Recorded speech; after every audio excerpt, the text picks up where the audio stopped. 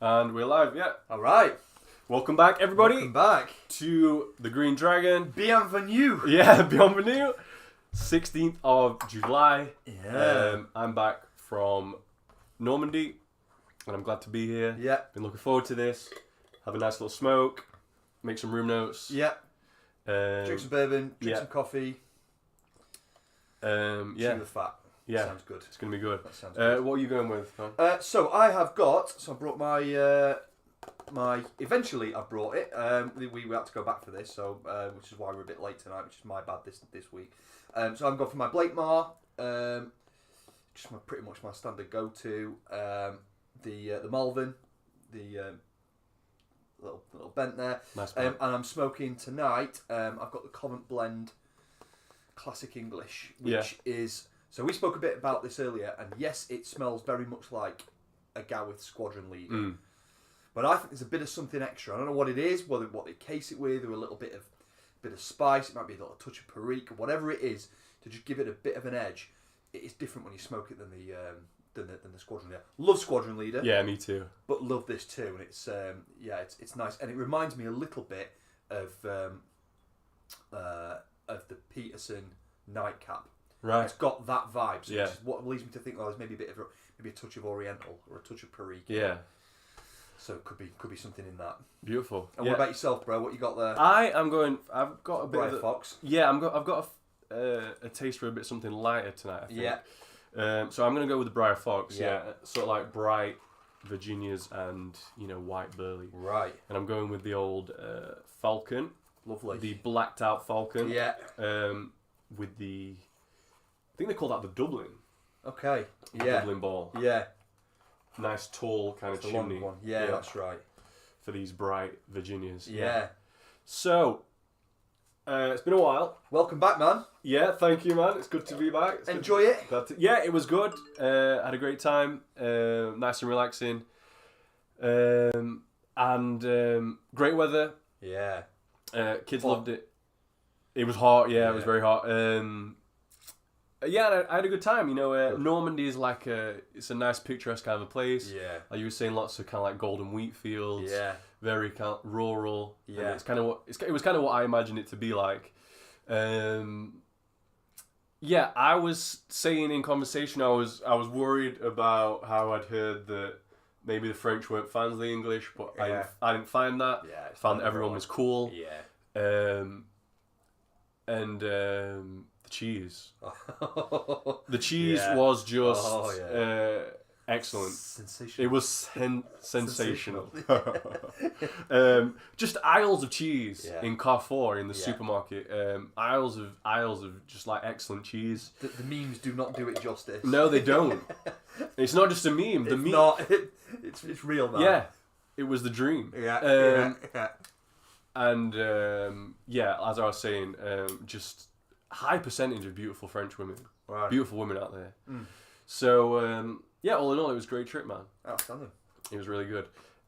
Right, so we've already got a few guys in the chat. Philip of Sweden says hello. Hey, Hello. Philip. Jimmy King, I think is a new name. Hi guys, good to see you again. Just lit a bowl of cowboy coffee. Good, nice. That sounds good, man. And Highland Duncan's back. Good to see you guys back on. Yeah, good to hear from you, bro. Yeah. Thanks for joining us. So, I think we'll get the Rockbusters out of the way. We will. We're gonna try this again. We've tried it for the last couple of Green Dragons, and it's a little kind of like quiz feature that we've been trying out. We want to give away some snuff. The prize is going to be this tin of Wilson's of Charo, Brunswick Black Râpé, nice coarse grind, moist. Good rich flavour on it. Cracking pitch that. Yeah, so we want to get rid of this. Mm-hmm. Don't make us sniff it. Yeah, Come on. Don't make us too ill. Come on.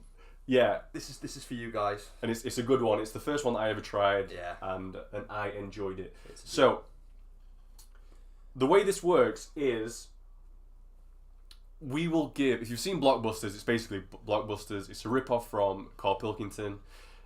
We will give you a cryptic clue. And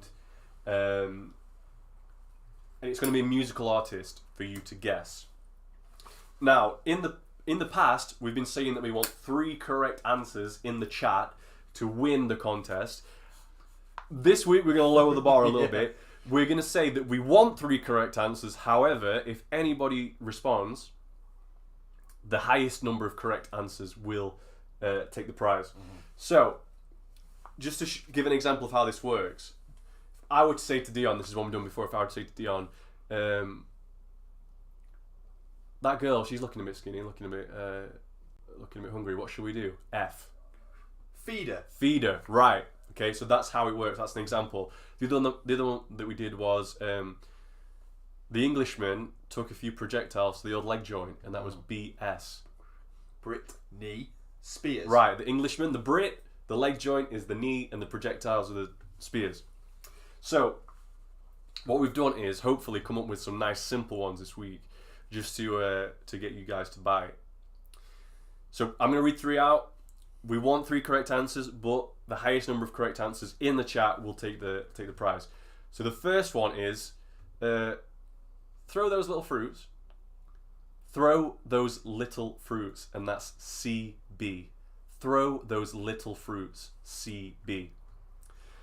The next one is the Native American fella was doing some rhythmic movements by the river that you could see all the way down to the bed, and it brought somebody back to life, and that's CCR. The Native American fella did some rhythmic movements by the river where you could see all the way down to the bed, and it brought a fella back to life. That's CCR. And the last one is, think Elizabeth needs a feed up, and that's TL. Yeah. I think Elizabeth needs a good feed up. That's TL. Okay, so that's the Rockbusters. Answers in the comments. Answers in the chat. Get it in the chat. Have a think about that. Right, I'm gonna light up. Yeah. So you're going for. I'm going for the Briar Fox. The Briar Fox. I did pick up. So last time I didn't want to show up to the camera there, but I picked us up some Covent blend, because I work in London occasionally. So there's a nice little tobacconist that's down there. They blend snuff. They blend their own tobaccos. This is one of them, the Covent blend, classic English. But they also do their own version of the Cabby's mix, and it's cracking. It's really good. So picked a big pouch of that for us to split. So that'll be. Yeah, that's a lovely blend, and especially because Samuel Gowerth's Cabby's mixture is impossible to get hold of at the minute. Yeah. It's a really good match. Yeah. It's a really lovely blend. Yeah, it's good. So, and speaking of snuff, you got a good bit of snuff, didn't you? I did. So again, their own snuff, their own blend, Covent blend, and so they got quite a diverse sort of menu. So you go down and so everything's on a menu. So they give you like a snuff menu. Some of it was quite like fruity. Some of it was quite sweet. But I decided to go with the Jock's Choice, and the Jock's Choice is it's got a really strong bergamot orange note to it.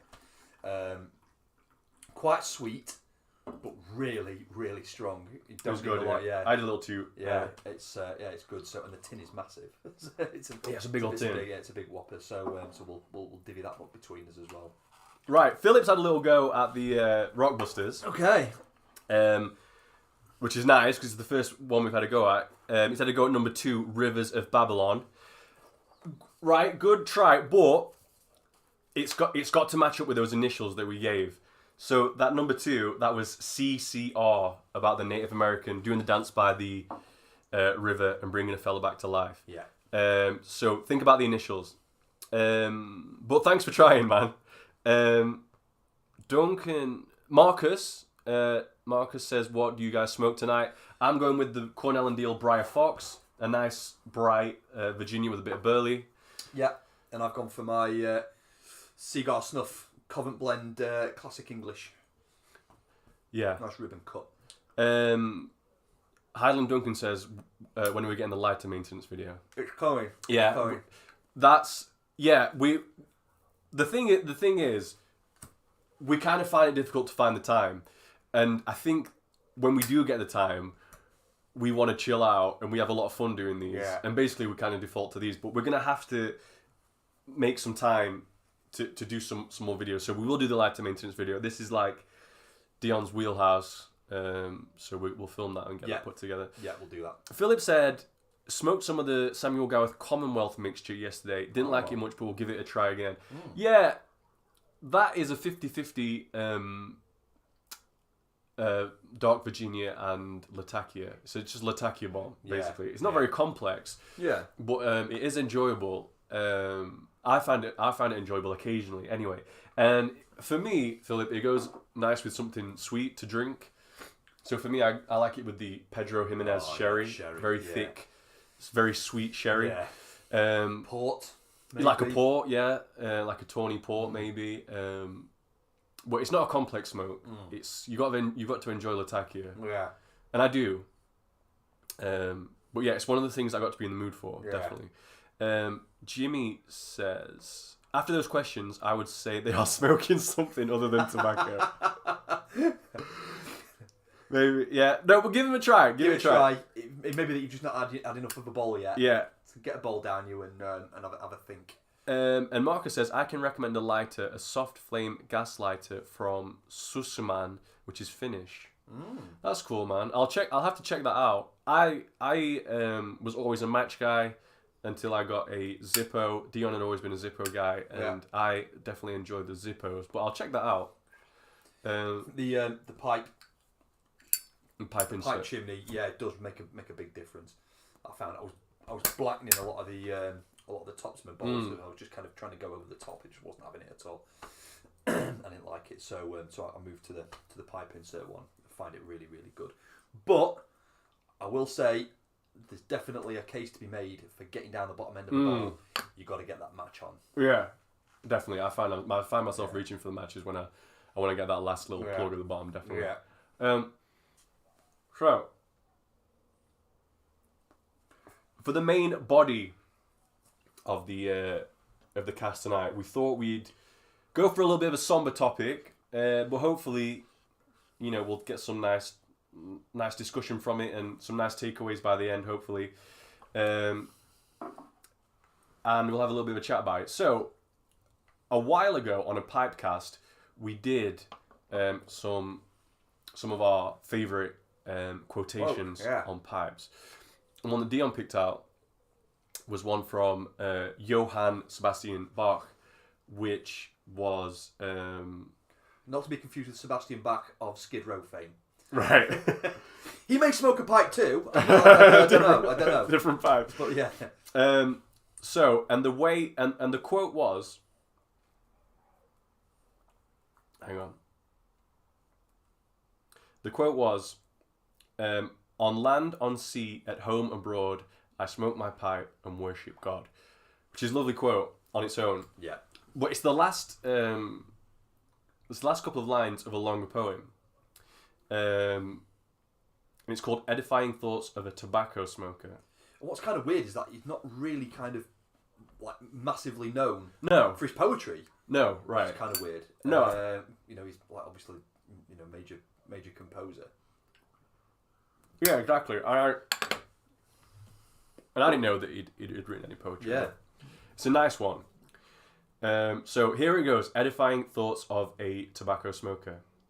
Whene'er I take my pipe and stuff it, and smoke to pass the time away, my thoughts as I sit there and puff it, dwell on a picture sad and grey.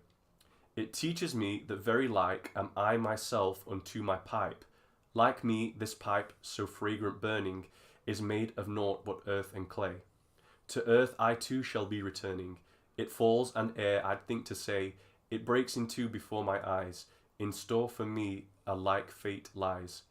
No stain the pipe's hue yet doth darken, it remains white. Thus do I know that when to death's call I must hearken, my body too all pale will grow. To black beneath the sod will turn. Or when the pipe is fairly glowing, behold then, instantaneously the smoke off into thin air going, till naught but ash is left to see. Man's frame likewise away will burn, and unto dust his body turn. How oft it happens when one's smoking, the tamper's missing from the shelf, and one goes with one's finger poking into the bowl and burns oneself.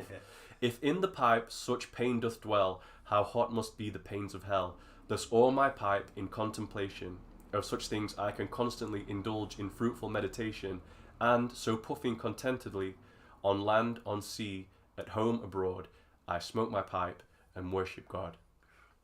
Bro, that's great. That's a great one. Deep. Yeah, very deep. Yeah. And don't you think that kind of comes hand in hand with the smoking of the pipe and the contemplation? Absolutely. Yeah. You know, when you said, "Oh, you're having a smoke, having a bowl to yourself," and it's about sort of the stillness. You know, like the hesychia, to use the Orthodox term. You know, having a bit of time to yourself, and you say, "Oh, it's just getting time." That bit of time that's just dedicated to sitting down and having a bowl to yourself in peace and quiet is when you start to think about some of this stuff. Memento mori. Exactly, memento mori. That's the whole topic of this, I guess. Memento mori, remembering the fact that we are, you know, only here for a while. And but yeah, I think that's exactly right. What you were saying. Pipe time. If you're on your own, it's about contemplation. Even when you're with a friend, things turn to, you know, more like philosophical kind of talk usually. And I think that's a lot to do with what we were talking about last time, which is about the cognitive effects of nicotine. Right. But I know when I'm smoking alone, I'll tend to be reading something. Yeah. I might even watch something. But typically for the last half or third of the bowl, I do tend to put down what I'm reading or turn off whatever I'm watching. Yeah. And I do just kind of have some alone time. And it is really easy to turn to those thoughts of, you know, of how transitory the whole kind of experience is. Yeah. And I thought it was great the way that he conveyed that, you know, like the way, because he's smoking a clay pipe. Right. He's not smoking briar at the time, a little bit less durable. Yeah.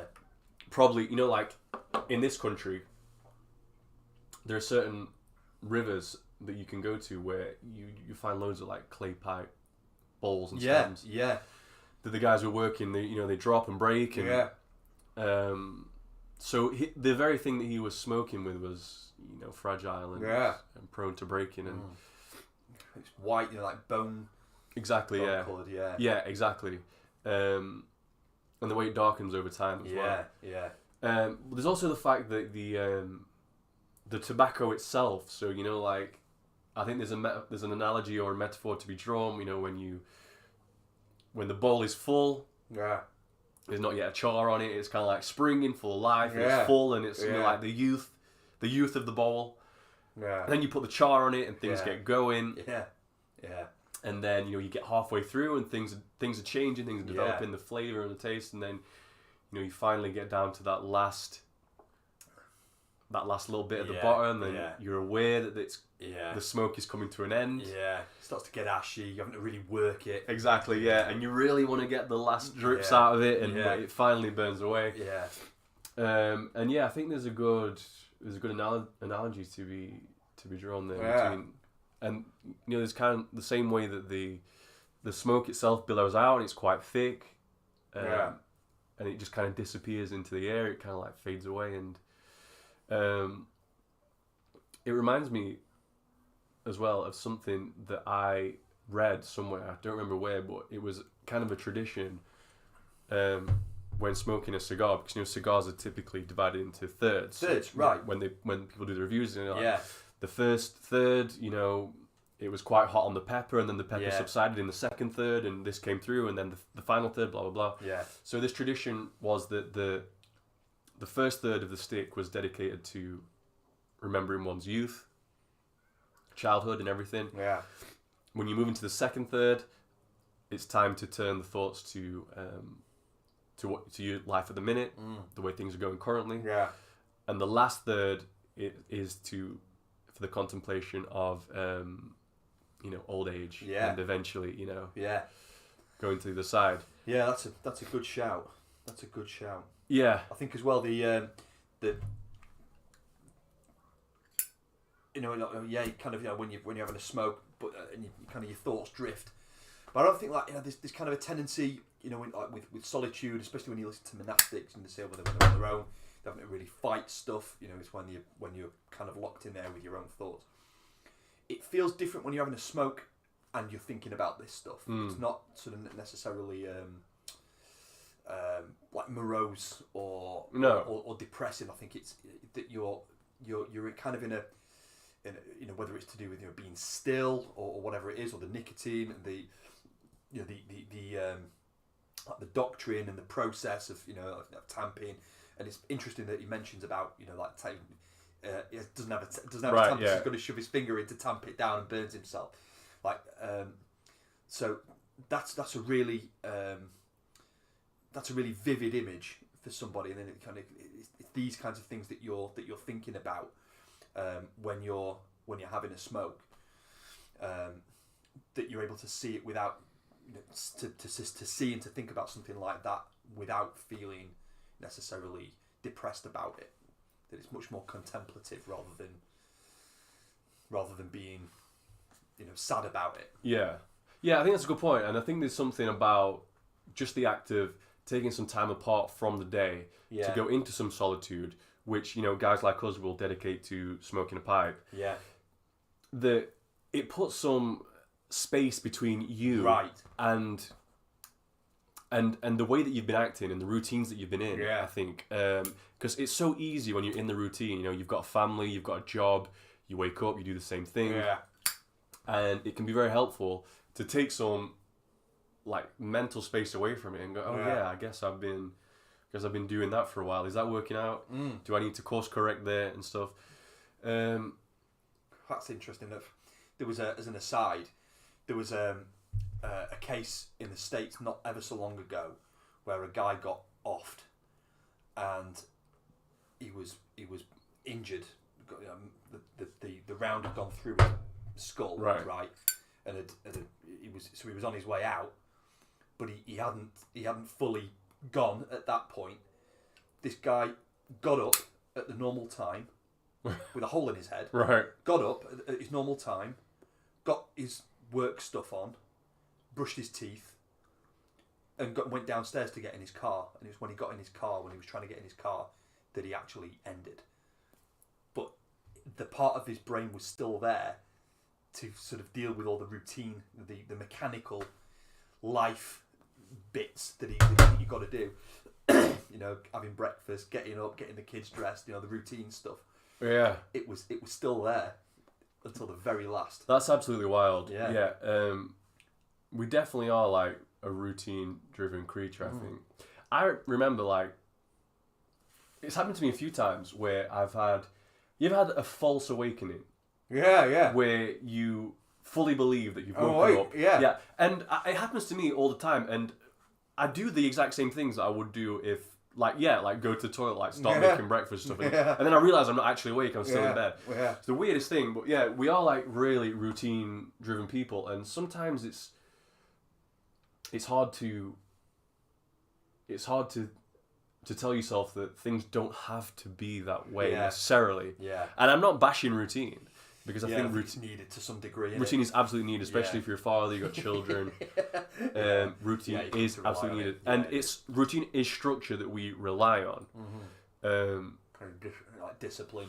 Yeah, but on the other hand, routine does have the proclivity to, you know, get dry and you know, mechanical. Exactly. Yeah, and so by having that, and then again, what it does is it pushes out any time that you've got in your schedule, in your day, in your life, for thinking about this stuff. But having a smoke does, I think that's one of the major reasons why I love a pipe, because it does give me that opportunity to kind of put that aside, put the routine aside, and just have proper rest, proper relaxation. Yeah, and to that point, we like to listen to jazz quite a lot when we're smoking, and I like to listen to it when I'm on my own as well and smoking. And I think one of the reasons why is, you know, like, jazz is mostly a non-vocal music art, and just the way that it's kind of like structured, non-structure. It, for me, it like creates like a kind of like mental blank canvas to project my own thoughts on and do a little bit of self-analysis. Yeah. It's interesting with the jazz stuff because they play around with like tension and release. So it's all this thing about build up, and which again classical music does as well, but they just do it in a different way, which is why they're actually really closely linked. but there's like a lot of substitution that goes on in jazz. But the structure, the way that it's kind of structured, can be very similar. Not always, but can be very similar. And there's a couple of times where the jazz guys they'll play on this idea of chaos, of creating chaos and creating something that sounds like really dissonant or really harsh or really grating, and then resolve it with a really nice couple of chord sequences to sort of to tie it back together. There's a really cool John Coltrane piece, the Love Supreme, the second movement on that, called Resolution, and it's just this massive build up of really like out there wacky chords, and then resolves on this like really really amazing solo that he plays. So that's like kind of mirroring this thing about having having a life which is which is nuts, and then having some time to kind of unwind and decompress. I think that's there's probably something to that. Absolutely, the pipe experience. Right, let's dive into the chats and then we'll get back to it. Okay, I have to dive back a little bit. Philip says, my Shikar or Zikar pipe lighter is not fully working. The ignition wheel is too stiff. Must say I love my Brebbia bowl lighter. Okay, that's one thing to do. One day I'll get a Corona Old Boy or Peterson lighter. Yeah, I've seen the Peterson lighters. They're pretty smart. I like those. George R says, evening lads. Good evening, George. Thanks for joining us. Yeah. Marcus says lighters tend to be a question of religion. George says, what have I missed? What are we smoking? You've missed Rockbusters for one, George. Yeah. I'm smoking Briar Fox, Cornell and Deal's Briar Fox. Yeah. You're going with the... I've gone for the Covent blend Classic English. So that's it's a little boutique blenders down in Covent Garden in London. Yeah. Marcus said, in reply to what we're smoking, ganja. Just kidding. We are getting out there, though. We're getting out there tonight. Yeah. George says, Harry, how was your trip to France? Did you get the French tobaccos or a celebratory pipe to remind you of the holiday? Unfortunately not, George. I had a great time in France. It was lovely. I loved the place. Had a great time. Unfortunately, couldn't get hold of any tobacco. I was in Normandy. Didn't really get the time to visit Paris or anything. It was like a 3-hour drive away. And with the kids, it just, I don't know, it just didn't seem like the move. But I was going to a few tobacs and asking for the Scaffoletti Caporal or any kind of pipe tobacco. I couldn't find any. I couldn't find a pipe place. So, Struggled. I struggled, yeah. But luckily, I'd taken my own pipes and I'd taken a few tins. So, I got some few good smokes in. But it was great. Thank you, George. It was a good trip. Salah Al-Mutairi. Greetings all from Saudi. Wow. Okay. Thank you, dude. Thanks for joining us. What's the pipe smoking scene like in Saudi Arabia? That's interesting. Tell us about that, dude. Marcus said, had a Monte Cristo cigar yesterday. Nice. And a Vinho Barrique whiskey from Cavalan together with the husband of my wife's sister. Don't know how you call that in English. Husband of brother-in-law? Brother-in-law. Yeah, brother-in-law. Yeah. Yeah, bro. I love a Monte Cristo, although I've not smoked one for a while because... I mean, you're in Germany, right? So I think the prices are a bit more sane over there. Yeah. But over here, they man... are crazy expensive. Insane, bro. Insane. Yeah. You can probably part with 3 figures. For a box. For a decent, for a decent box. Probably even 4 figures. Yeah, now. maybe. Yeah. Maybe. But yeah, I was occasionally enjoying like a Romeo and Juliet a week, Yeah. or I'd get the Monte Cristo number 2, I think. Or maybe it's a number 4, actually.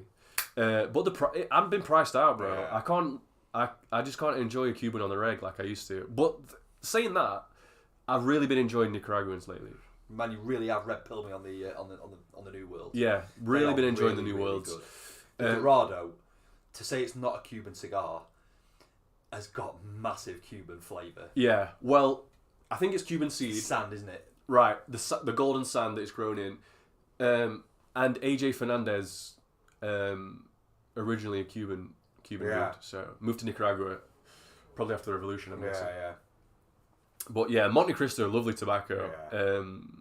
I will say I've smoked a couple of Cohibas as well, which I enjoyed. Romeo and Juliet is, for the price and the quality, I think are really They're a bit good. more reasonable, aren't they? Yeah. tend to be a little bit more reasonable. Sancho Panza, that's a good Cuban. Upman's? Upman's, yes, yeah. The Upman Majestic is still a fairly reasonable price, and that's a good smoke. Yeah. Rafael Gonzalez, had a few of those, and Hoyo de Monterrey. Yeah. They were all good. Yeah. But yeah, I'm really enjoying the Nicaraguans at the minute. Mainly AJ Fernandez, smoking a lot of AJ Fernandez. Yeah. Yeah, they're great. We've got one for afterwards, haven't we? Yes. Yeah, we do. Marcus said, interesting and inspiring thoughts about music and jazz in particular. Yeah, we're big fans of the jazz. Yeah. We love the jazz. And country. And country. Speaking of which, Coulter Wall's new album has dropped. Yeah. And I love it. It's really good. It's great, yeah. I love the Cowboy and the Coyote, my favourite. So, I had a bit of a listen last night, but last night got a bit hazy. Oh, yeah, you had it. I had quite a bit of pop last night, which is why I'm maybe a little bit quiet tonight. But I had time getting through it. But we're good. We're all right. I'm coffeeing and bowling my way through it. That's it. But I had the last couple of whiskies that I had last night were just absolutely off the hook. What were you drinking, man? I had an Islay. I'm gonna have to ask my partner in crime last night what it was because I've forgotten. But it was really good. It was a 15-year Islay Speyside, really heavily peated, but not like Lefroy is really heavily peated. It was very different to a Lefroy. Okay. But it was about 20 quid. Maron. But brother, For a single pour? It was a double. But bro, let me tell you, it was good. It was really, really good. No, Yeah. But I'm paying for it tonight. Lost my phone. I've managed to find my phone, and then this evening I forgot all about my pipe. Yeah. Always handy to bring a pipe to the podcast, which is why I brought this. And this is Harry had the great idea of why don't we have a pipe just sat there waiting. Yeah. So if we're struggling and we've forgotten, then we've got something to smoke. I think that's a good call. Yeah, I noticed on GQ, a few new cobs have dropped with some acrylic stems that look really nice. I like a Cobbit, man, and I might pick one up next time. Yeah, man. There's the Shire, which I've got, which is nice. There's the Dwarf, that's nice. Yeah. The Elf and the Wizard, which is huge. Yeah. In fact, I was looking at the cobs the other day, and my son he said, "You spend too much on pipes." I was like, oh God, my son's noticed. Shots fired. Can't hide from them, man. No. Albert says, "Hiya chaps, good to see you both. Good to see you, Albert. Thanks for joining." Matt of Poland is in. Hey guys. Right. Hey brother, thanks for joining us again. Jimmy says, "When Captain Ahab couldn't get any pleasure from his pipe, I thought the story is not going to end well." Yeah, right. exactly, brother. Yes, and in fact, we mentioned that in the Pipecast on the quotes. We read the whole chapter actually. It's called The Pipe. That's right. He throws his pipe into the sea. That's right. He calls for it, and he's puffing away really hot, and he goes into this great monologue about how it's just not right. Yeah. And he throws it into the sea. That's a really iconic chapter. Yeah. Albert says, "For the price, I prefer New World sticks compared to the crapshoot of buying Cubans." I'm not arguing. Yeah. I would have never have thought that, but you really have. You've turned my head with them. You're absolutely right, Albert. Because the thing is, right, it's a crapshoot. You're right. That's a great way to say it. Because for the price that you're paying for Cubans, I would expect construction quality to be outstanding, and it just regularly is not. Yeah. Real tight draws on a lot of these. Sometimes just unsmokable. Yeah. And you've paid through the nose for it, and it's like I can't even smoke the damn thing. Yeah. So you're absolutely right, man. New World construction is always very, very good. It's pretty much always outstanding, consistent. Nice even burn, no burn issues. Yeah. And the Cuban flavor, you got to hand it. It's unique. Yeah. And it's it is what it is. It's great. But my palate has really come round to some of the bolder Nicaraguan flavors. I don't like a pepper bomb. I don't mind a bit of pepper in my stick, but I don't want to be smoking, black peppercorns. Yeah. But I've found a few favourites now. I really like the New World, the AJ Fernandez New World Puro Especial, Puro's and I've just got into the Bella Artes, Matafina wrapper, San Andres binder, and Marron. It's just chocolate fudge all the way down, smooth as you like. So yeah, for me at the minute it's. Oh, bro! Go on. I've got to jump lines. I'm gonna win it. Joey L, Chuck Berry, Creedence Clearwater Revival, Thin Lizzy. Oh! We've got a winner. We have a wiener. We've got a winner. Come on. We've got a winner. Joey L has won the Wilsons of Sharrow Brunswick Black Rapé Snuff. Well done, brother. Hit us up with your details. Yes. That's going in an envelope and we'll get it over to you. In the About section, there is a contact email address. Send us an email with an address that we can send it to, and we'll get it sent out to you, brother. Yeah. Well done. The first Rockbusters. Yeah. Nice. Well done, man. Good lad.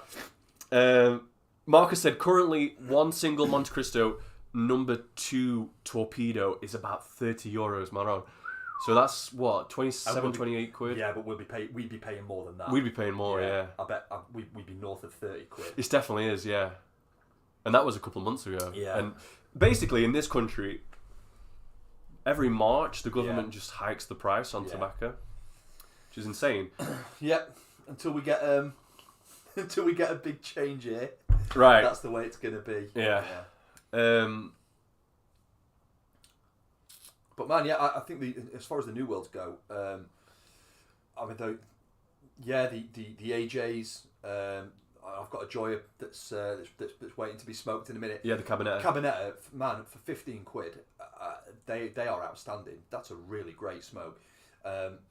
And the Oscar Valladares as well, I was really impressed They're with. beautiful. Yeah, and what I liked specifically about them was not just that it looks good, but I think it's quite a cool way of preserving them. Yeah, is that they are double wrapped. Yeah, as in you've got the wrapper, but then you've also got the outer wrapper that you throw away. The packaging is a leaf. Yeah, which I think is great. I love that.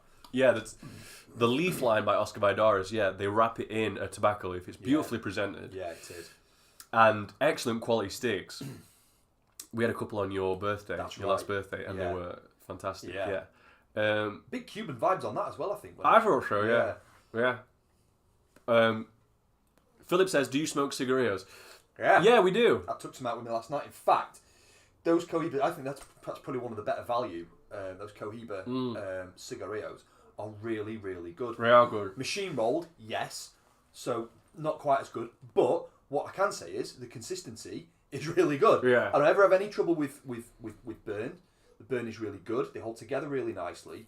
The flavour is exactly it's Cohiba flavour, right? It's Cohiba tobacco. So they smoke great. They taste great. They're nice if you've got mates that smoke cigs. Yeah. You know, you can just kind of have one, which I had last night.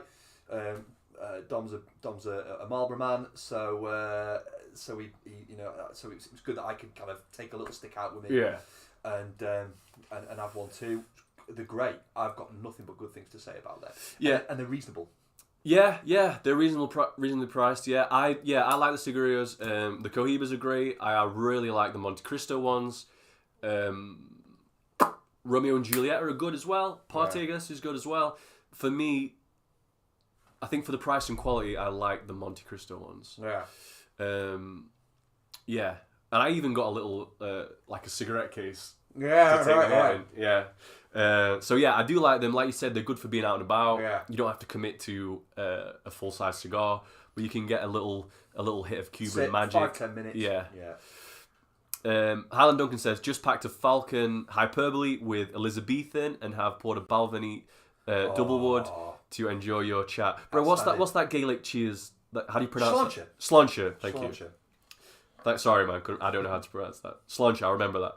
Elizabethan, that is a Perique, I think, right? Okay. That's a vapor, I think. Nice, bro. Yeah, I'm smoking the Falcon tonight. I've got the blacked out Falcon Hunter stem, bent stem with the Dublin, nice tall Dublin bolt. Good. Nice, Marcus says, doesn't smoke the cigarillos, mainly a pipe, 3 to 4 times a year, a cigar, nothing else. I'm smoking at the minute. I'm smoking a couple of like cigars a week. Yeah. I'm really enjoying it. Actually, Yeah, I smoke a cigar a day actually, but but they're smaller The little size. ones. Yeah. They're about a 34 ring gauge and about 4.5 inches long. Yeah. That's my little bit of a thing at the end of the day that I look forward to. Yeah. Marcus says it's a shame that Elizabethan mixture is not available anymore. I didn't know that. Is it Peterson? Peterson picked it up. I think it's originally a Dunhill blend Dunhill. that they picked up. I didn't know it was not being made anymore though. James Paul says, "Hi guys, love a bit of plum cake by Jermaine's." Oh yeah, I do too. Don't we all? I like. Try getting it. Yeah, exactly. Try getting it. Yeah. Good gravy. I've told this story many times, but I picked up a 15-gram sample of Jermaine's Rich Dark Flake when I was in Scarborough. Yeah. On the recommendation of the guy in the shop, the Black Swan. And I wish I'd brought a lot more because it was absolutely gorgeous. Burley based kind of molasses alcohol kind of casing. Absolutely gorgeous. Yeah. Have not been able to find any Jermaine's since. Bro, it's like hen's teeth. Yeah, which is odd because they're only in Jersey, I think. Yeah, and I wonder if we end up getting another supplier, maybe. You know, if somebody kind of does like the Covent. In fact, that might be worth mentioning to the Covent guys. Yeah. If they're blending and they're doing like matches, their own their own kind of versions of stuff.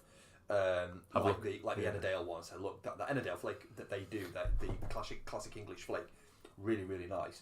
I said, look, we can't get this stuff. Yeah. This will go a bomb. Why don't you think about it? See if I can persuade them. Good call now. But yeah, I love the plum cake. Yeah. Very, very thin shag kind of cut. Burns quickly, but it's got a very natural kind of black currant, black fruit kind of a taste to it. Yeah, it's really good. It's really good.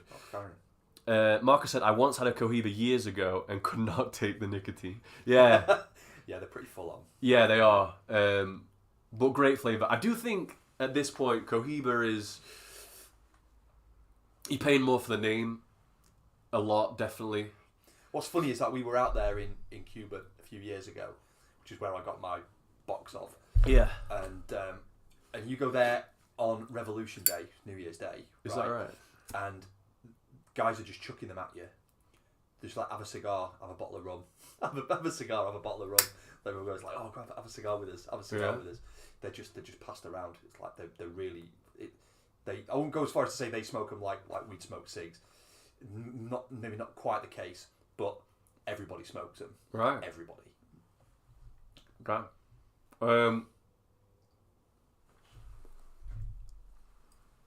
Albert congratulating Joey L on the win.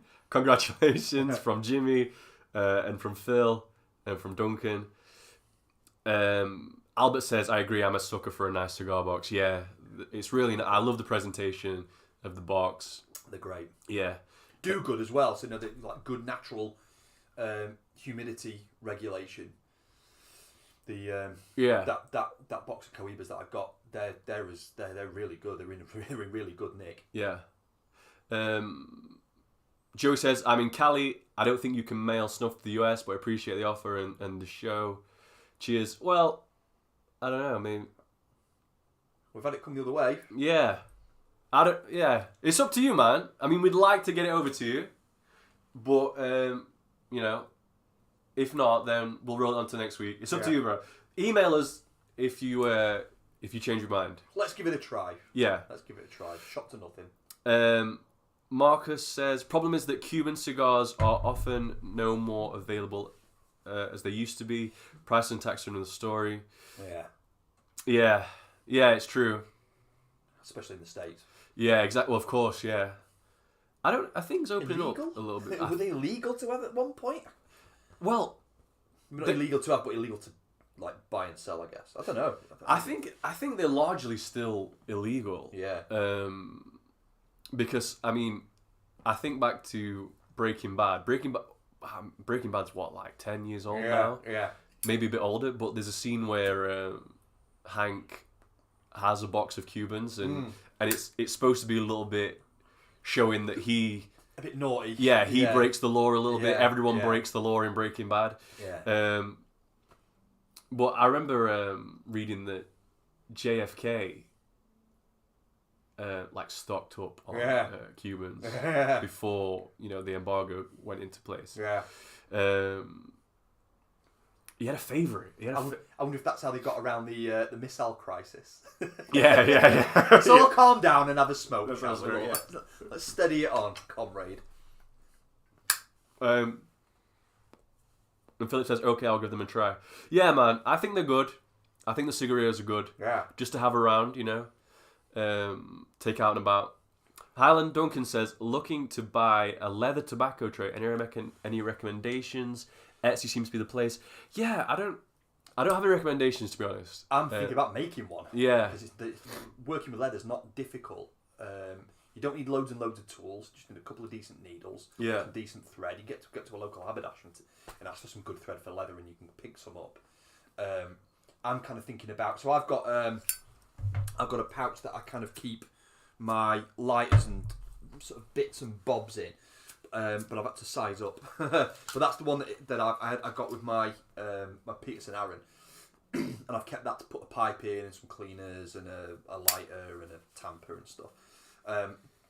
But it's kind of dropping to bits a little bit, and it's plastic, and although it's kind of velvety on the outside, but I was thinking it'd be nice to have a proper leather one. Yeah. Have one, and what I was thinking about was one that could like roll up like a roll pack, so that you could have a little section in it as a tobacco pouch to put some back in. And then another to put a pipe in, and then another for like tools and lighter, another for some pipe cleaners. Yeah, it's not a lot of work. I think it's probably a day's work, maybe 2 at a push. Depends how fancy I want to get with it. Yeah. But I mean, Etsy is good for stuff like that. For guys who make things. But I genuinely I'm gonna have a crack at it. I keep saying I will do it. It's on the to-do list along with Duncan's. Lighter video, but I'll get that one done first. He's been asking for that, and I will get around to that. But yeah, I'm going to start making them. Yeah, man. Once I've got a pattern, I'll sort you out as well. Yeah, man, that'd be great. Yeah, like you said, like leather work. I did a bit of leather work in the past because I used to keep birds of prey, and they have what's called anklets and jesses, which are like the leather straps around their feet. Right. And I had a little go at making those. Like putting eyelets in. And yeah, it's not that. It was, I made. It's quite a nice material to work with. Yeah. You keep it. We used to put cochineal on them. Yeah. Like for saddles. Yeah. Keep them supple because if they dry out, the birds can peck them. And they'll fray and crack. Son of Russ says, "Hey, finally caught alive. Evening, gents. Good evening, Son of Russ. Thank you for joining us." Duncan says, "Never thought of making one worth investigating." Yeah. I think it is. So. Yeah. Knock yourself a pattern up with something easy, some paper or some card or some cheap fabric. If you got some fabric lying around, some calico or some cotton, and just once you've got something that you're cool with, get yourself some. I mean, I was picking up like upholstery leather. Yeah. Something that's kind of this thick. So you don't only want something that's like a millimetre thick. You want something thin and pliable, something to work with. Exactly. Yeah. And you're good to go. When I was picking some of that up fairly easily from eBay, guys especially who'd had old settees, old sofas, old furniture, chucking it out, they were able to just get some of that leather off and sell it off, and it's in good, reasonably good condition. Yeah, I think that's the move. Never would have thought of that. Yeah, that's a good thought. Yeah. I think it's bourbon time, Aaron. Yeah, I think so. Yeah, we've been drinking coffee long enough. Pass me a glass. One from. This is definitely the hair of the dog. Beautiful, that time.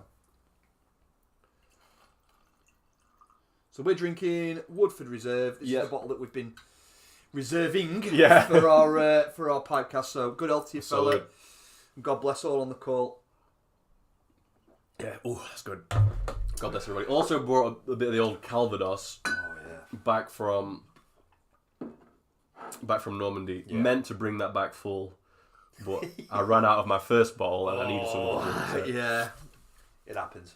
So good over there, and I was drinking a lot of obviously Normandy is known for its apples. Right? Yeah, the soil is just great for apples. Apparently, I'm drinking a lot of the cider. Yeah. Like you buy a bottle, like a litre bottle is like 3%. It's like it's basically pop. Yeah. It's drinking a lot of that. Yeah. So beautiful. Oh, so good, like organic. Exactly. Really taste, and like kind of a bit of a unique taste as well. I mean, we've got Hereford. Herefordshire. The apples here are really good. But the cider that we make is quite. Look, there are loads of good craft cider makers. So I'm talking really generally here. Probably a little bit out of turn. Don't want to do those guys a disservice, but a lot of the sort of leading breweries, and the cider companies, it's quite mass produced. It's very very fizzy, very gassy. There's just something about that Normandy cider that's kind of got its own taste. It is different, but it's really good. I've had a bit of a tradition from the last couple of years on Christmas, ordering from, Abel and Cole. Yeah. I ordered from Abel and Cole this Normandy cider called Cinq Hotel, and I use it I buy 2 bottles, one's for drinking, and the other is for the gravy. Right. I deglaze the turkey pan with the cider. Oh, yeah. It's gorgeous, man. So good. We do have a bit of the old Henry Westons. That's nice. The organic one that they do is really good. It's beautiful. And I love that with a bowl. Yes. That's a proper summer smoke and drink. Yeah, definitely. When the sun's out, definitely. And the Black Fox as well. Yeah. The Black Fox cider is good over here. Son of Russ says, I'd join, but I just polished off the last of the Wild Turkey 101 last night. That's a lovely bottle. Yeah. It's a hard hitter. Yeah, it is. Yeah, that ABV goes.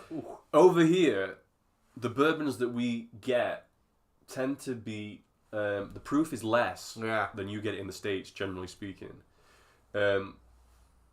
So over here we can get the Turkey 86, but I like that Turkey 101, and you do feel the kick. But we can get it for like it's a deep burn. Yeah, it's so deep. It's good burn. But we get it for like.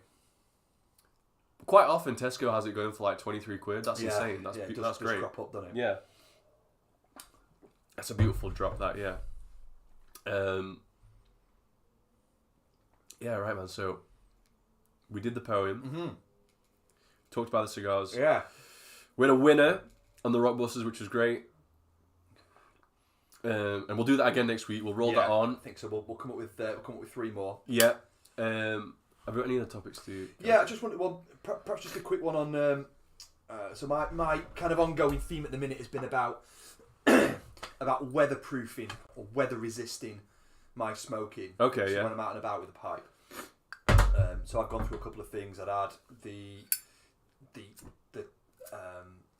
packing method, which I've changed.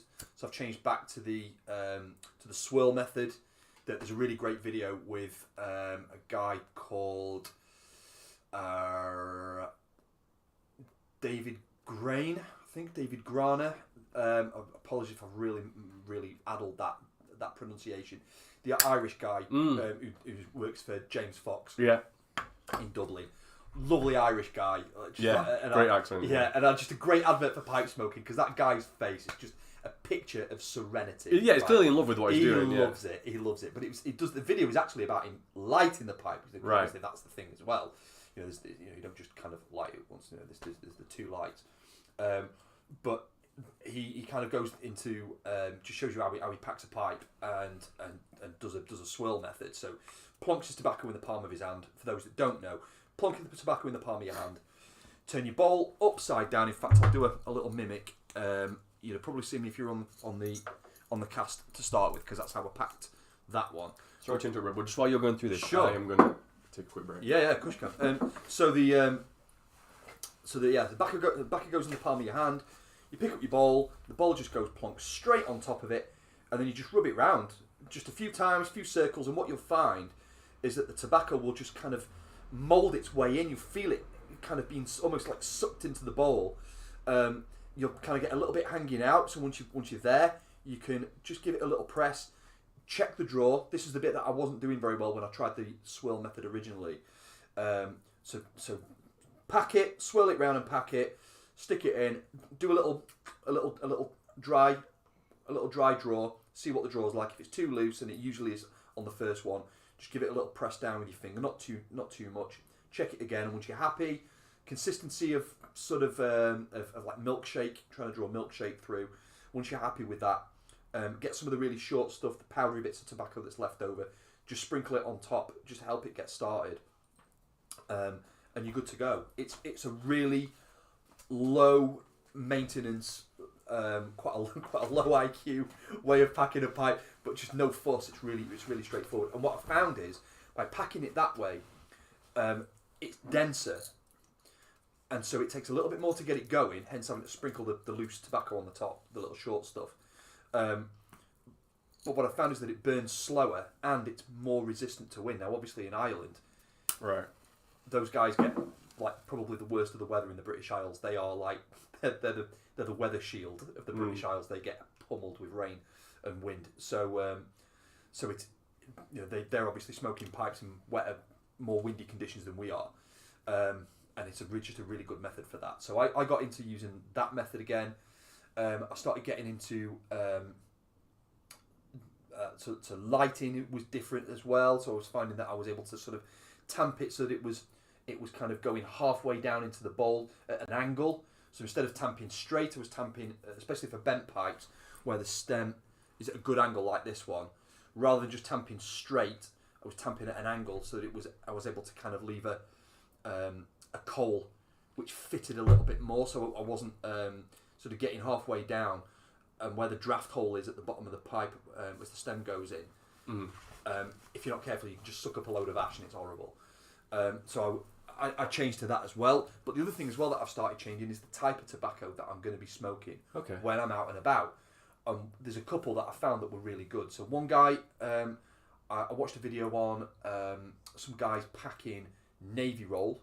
So it was all spun stuff and like rope tobacco slices, and they would and it felt so counterintuitive. They would just fold a coin up, right, and just stuff it in. I'm like, that's never going to work. It's not going to light. Surely you've got to break it up and rub it. They don't rub it. No. They don't rub it. So they just pinch it together, shove it in, get another one, shove that in. Again, check the drawer. I think it's all about checking the drawer. And then they'll get some loose stuff, and it'll leave like a little cup when it's folded up into the bowl, and they'll just fill that little cup with loose stuff to get it to go. That's smart, yeah. And then when I'm out and about fishing, it's much because one of the things I was struggling with was it was burning really fast. Wind was blowing really hard. Most of the places I'm fishing are quite exposed. Of course, yeah. So I was like blazing a bowl in minutes. Yeah. That's not really what I want. I want to be able to sort of sit and relax and have a nice, long-lasting, cool smoke, dry smoke. And I wasn't getting that, especially with shag cut. It was no chance. It was going straight through. But even when I was using flake and like doing sort of doing like the breadcrumbs rub, so getting it really fine like I have been doing. Great for if I'm sitting in at home, but it was way too fine for when I'm out and about. So even with the with flakes now, I just give that a little rub, just break it up a little bit, but it's quite chunky, and again just have some short stuff on top. And those three things, so changing the pack, being careful on how I'm tamping, and just having an idea in mind of the type of tobacco, not necessarily the flavour, but the construction of the tobacco itself, has meant that the wind doesn't get at it anywhere near as bad now. So I think having those three things in mind has really helped my experience if I'm out and about and having a smoke in some. All right, if it's really chucking it down and it's blowing a gale, it's not going to make a great deal of difference. But for where I've been smoking stuff with ribbon cut and it's been way overburning, I've not been getting that at all with the pipe when I've been out and about, when I've followed those three steps. Excellent, man. Really good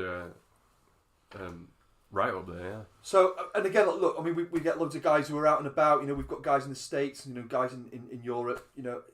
Let us know if you've kind of come up with some ideas. And we've got guys in Saudi Arabia apparently. Saudi, yeah. I wonder what the state's like, with the weather and stuff over there. Keeping a cool smoke over there, I imagine, is pretty tough. But yeah, let us know. It'd be interesting to sort of compare notes. Definitely. On that subject, Philip said, could we post a link to this video? I will find it and I will post it. And we'll pin it to Yeah. the top, yeah. Yeah. George says he's back, what have you missed? We're talking a lot about cigars. Yeah. We had a winner on Rockbusters. Yeah. And we broke out the bourbon. We did. Yeah. On that subject that you were just talking about there, you know, I've been smoking pretty much only for the last couple of months the Cornell and Deal stuff. Right. And prior to that, I was mainly smoking Peterson stuff. Yeah. Which is more similar to the English Gowith stuff. But prior to that, we were smoking mainly Gowith completely. Yeah. Now, I had not smoked Gowith for a while, but when I was in France earlier this week, I had taken a bag of my old favourite Best Brown Flake with me. Yeah. And I had a bit of Best Brown, and it was really apparent to me that an English flake is a different animal to an American flake. Yeah. Because even the pipe tobaccos that are advertised as flake, from at least what I've seen from Cornell and Deal. Right. We've opened it, we're like, yeah. What's that? Yeah. Yeah. It's not a flake in the same way. It breaks up so easy. Right. It's much more like a broken flake. Yeah. But, comparatively, a Gowith flake is like a slab of steak or something. Yeah, it's so thick. Yeah. A bit like the 3 Ps. Right. It's almost like it's cut off the plug. Yeah, and that's exactly. it. Yeah. There's no messing around. And I think that's exactly what it is. Yeah. But the American flakes seem to be much more like readily broken up. Yeah. So that's probably got some implications for packing. Is that the weather thing as well? I think so. Maybe Because so. I think that a Gowith flake. Yeah. Cumbria, where it chucks it down all the time. Yeah. Much more weather resistant. Yeah. Yeah, that's the thing. But I've got to say, I appreciate the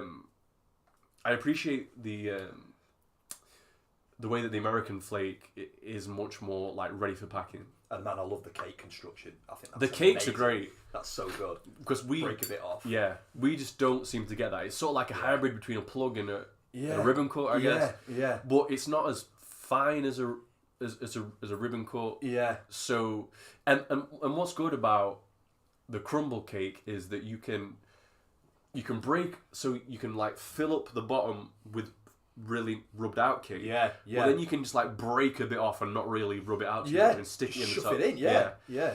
And I've really been appreciating that about the old American flakes. Yeah. I think that really surprised me when you first got the Cajun cake. 'Cause that was the first one. I was like, oh bloody hell, that's different to what like the kind of stuff that we get.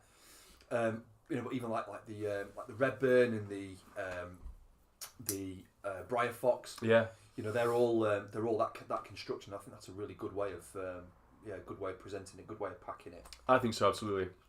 And I've got to say, I've really been. I'm a burley guy primarily. I've been hitting burleys hard a lot, and especially like the burley flake, the exhausted rooster. Yeah. And they're full-bodied smokes. Yeah. And I love that about them. Yeah. But today, I just fancied something a little bit lighter, and something told me to go for the old Briar Fox. And you know what? It's just gone down a treat. Right. Good tall bowl. So this was the thing that we were talking about the other day.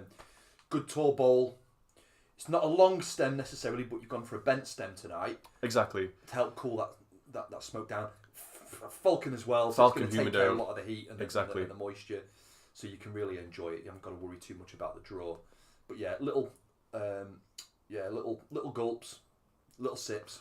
That's it. And that tall bowl will take care of any of the heat out of it. Yeah.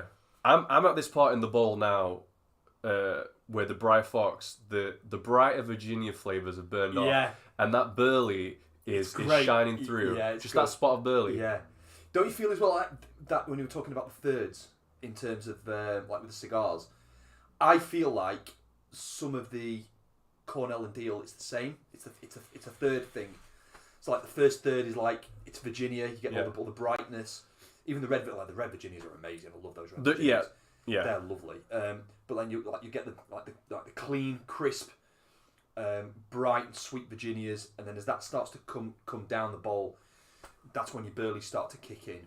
Maybe a third of the way in for me, and then right at the bottom end, you'll start to really get as it starts to get ashy, and you're losing some of the the definition on the on the top end of the smoke. You start getting the Perique coming in, and the Perique just keeps the interest.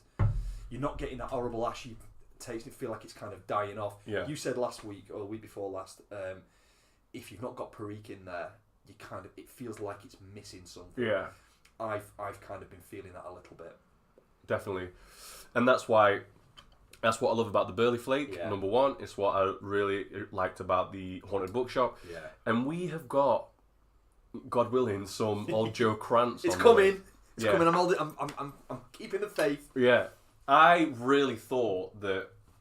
So the plan was that I was supposed to send this,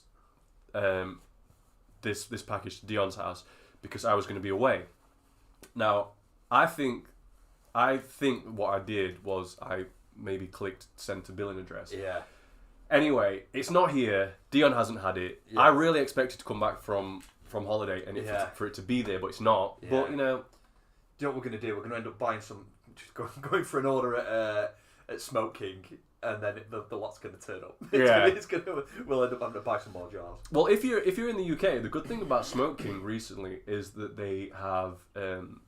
they put a thing in where it's a year's delivery for £20. Yeah, that's good. Which kind of takes a bit of the sting out of UK tobacco prices. That's like that pays for itself for us after like 4 orders. Oh yeah, and we're ordering more than 4 times in a year. Right, especially exactly. between us. Yeah. So if we went in between us, that's only makes it £10 each.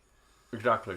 Pooling of the resources, as a certain bad man has been saying on YouTube. Yeah. A certain gentleman in Romania. Yeah, yeah, exactly. Yeah, but yeah. So I think that could be a call for us. Yeah. Son of Russ says puffing on cobblestones hiking currently. It's been my favourite Burley so far. I had that recommended to me by Josh.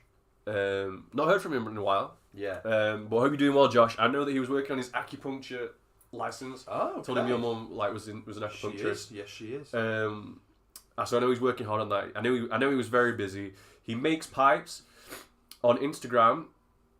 His handle is honeypot pipes, and they're beautiful pipes. Yeah. So I would recommend taking a look. And he recommended me the cobblestones hiking. Yeah. And I went to get some, and I saw that it was sold out, and it's been sold out for a while. Yeah. Where I was looking, but I would love to try it, because like you said, it's a Burley. Yeah. So the cobblestones, they've got like a hiking. They've got a camping. I think they've got a fishing. Oh. And a hunting. Oh, yeah. Yes.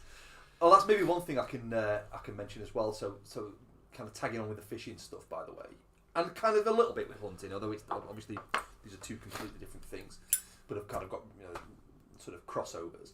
So while you were away, or perhaps it might have been just before you went away, I was out and about on the Derwent fishing. Right. Yeah. Near us, and caught myself decent sized rainbow trout, about 18 inch. It's just over. I think the rainbow was just under £2, and I caught a brown, and that was just over. It might have been the other way around. One was just over, and one was just under £2 anyway. And man, they were swimming. I reckon from swimming around in the Derwent to it swimming around in my belly, it was about 4.5, 5 hours. Yeah.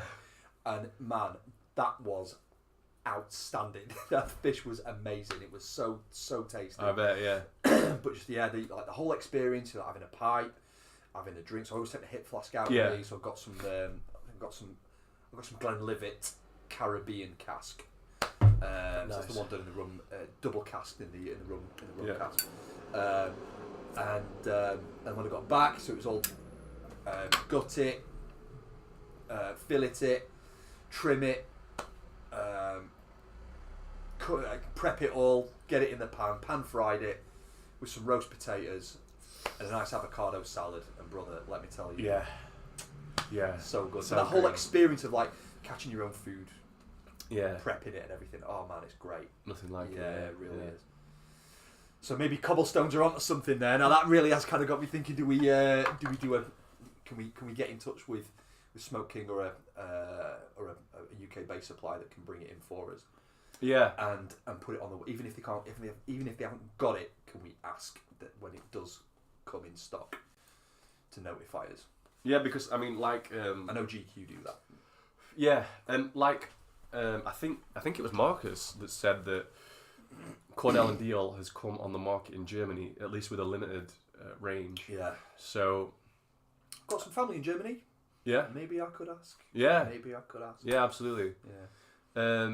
But yeah, I think that I would like to get hold of some of the GLPs Yeah. stuff as well, Yeah. and also the Seattle Pipe Club stuff. I was saying that plum pudding. Yeah. A lot of the American guys are saying that's a great smoke, and they do Yeah. like a special reserve that's been aged in bourbon barrels as well. So yeah, Oh, yeah. that sounds amazing. Yeah, it does. And they Or do. we just go for a Germany trip. That's the other. Yeah, probably cheaper in the long run. probably Yeah. is, to be fair. Yeah. Yeah. Right, we're going on for an hour 10. Yeah. Have we got anything else to say? I think we're good. Yeah. So things for next time. We will put some time aside, Duncan. I promise we will do the lighter video. I think that's the next move. Maybe we could combine it, Harry. Maybe we could do some filming, and I'll cook for us, and we'll watch Casino. Yeah. The next to the Scorsese's. Sounds good. Yeah. We'll make a night of it. We'll chop and edit that up and get that posted up next time. Yeah. Yeah. That sounds great. Yeah. Could be the move. That will make sure that's the next project. Yeah. And again, we always say it, but if there's anything else that you would like us to go over, discuss. Speaking of which, Duncan says, how did the conversation with Bourbon Neophyte go about joining up stream, guys? Yeah, so It's going to be quite Annie. well, Anthony. the thing about that is, we were struggling to find a time, and we kind of said that we would do it, but we've not been in touch for a while. But frankly, I'm really excited to do it. Yeah. I know you are too. I love Anthony. I think he's a great guy. Yeah. I like the stuff that he puts out, and I think it's just a case that I need to get back in touch with him. Yeah, I think we just need to get a date in the diary, don't we? Exactly. It'll come. Yeah, I know personally my next couple of weekends are free, so maybe I can, if like our weekends line up, we can, and Anthony's as well, we can try and make that happen. Yeah. So yeah, We're on it. yeah, we want to do that. We really want to do it. Love his channel, love the guy. Yeah. So yeah. But as we were saying, yeah, anything else that you'd like us to cover? And if we've done some, like, you did the poetry stuff again. If you find something that we think would be really interesting, send it our way. We'll have a look at it. Yeah. And have a chat about it on the next cast. Yeah, because we were saying earlier, we've been enjoying this format. We love talking with you guys. I think that's the highlight of these streams, definitely. But we also have to bring some content to it, and we've been doing the Rockbusters, which is fun. Yeah. We're trying to think of some other little features that we could come up with to give some stuff away. Speaking of which, if you're still around, Joey, and we'd love to get out to you if you change your mind, whatever. Let us know if that's the case. So yeah, but then what we've been enjoying, I think, is it's just happened by happenstance, but I've found something that I thought was worth a read and a share. And I think that going over it like a little text, whatever it might be, and then us discussing it, and then you guys joining in with your comments, has been working really well. Yeah. So I think that's something that we'd like to keep going. Yeah, let's do that. It doesn't necessarily have to be pipe related, but Nope. something that we're all kind of interested Stuff in. that you're readings. Yeah. Exactly. So I think we all seem to have similar interests. So. Yeah. Maybe as I'm going through the Cormac McCarthy stuff Right. in Blood Meridian, maybe we'll pull a couple of quotes out in there. Yeah, definitely. Yeah, I'm going through Dune at the minute. Didn't get much reading time while I was away, but That's kids. Exactly, yeah. But I'll be back to it, and Dune is good. It's a good read. Yeah. So yeah, book recommendations. Any reading recommendations? Films. Music. Absolutely. Yeah, absolutely. Yeah, send it our way. Yeah, and anything else smoking related? Yeah. That you'd As like always. to cover? Yeah. So Outstanding. God bless everybody. yeah, God bless. It's been a lot of fun. And we'll see you on the next one. Yes. Take it easy, brothers.